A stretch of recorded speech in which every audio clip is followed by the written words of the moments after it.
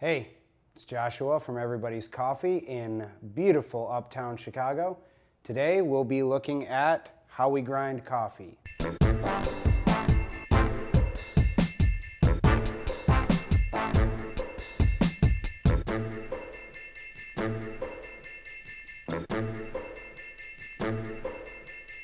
If you care about brewing great coffee, the grinder is very likely going to be the most important piece of equipment that you own.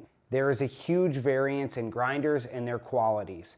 So let's look at 3 of the big options that might present themselves to you and explore each one of those. This is what's called a blade grinder.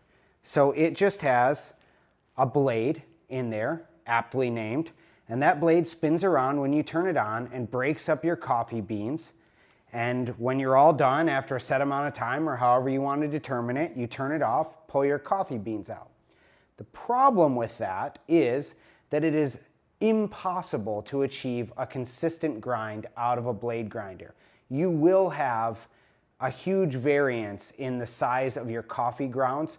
I've seen train wrecks of huge, like quarter of a coffee bean particles and also tiny powder fine particles that all gets dumped in, and somehow coffee's made, apparently only for people who want the caffeine and don't care about the taste, because it's not possible to make a consistently good cup of coffee with one of these grinders. Biased?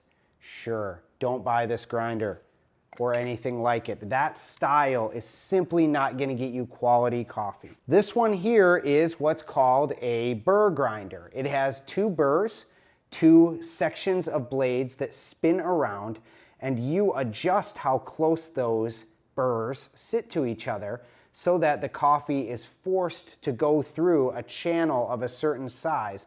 And when that happens, you have a lot more control over how large or how small your coffee particles are. So there's a much smaller range of particle sizes, of ground coffee sizes, when you use a Burr grinder like that. This is a great grinder. This one's by Baratza. It's not very expensive. It's about $120. And it's been a wonderful grinder for me. It is the grinder that I use at home. And sometimes I'll bring it to the coffee shop and use it as well. So that's a really good investment and piece of equipment, and it will get you the bottom line, the foundation for even being able to brew consistently good coffee. And then this here is also a really good choice. It was my first home grinder. This is made by Hario, and it is the mini mill, and it's got ceramic burrs inside of it that are basically the same style as these burrs. And it has the same channel and can create the same consistency when it comes to your grind size.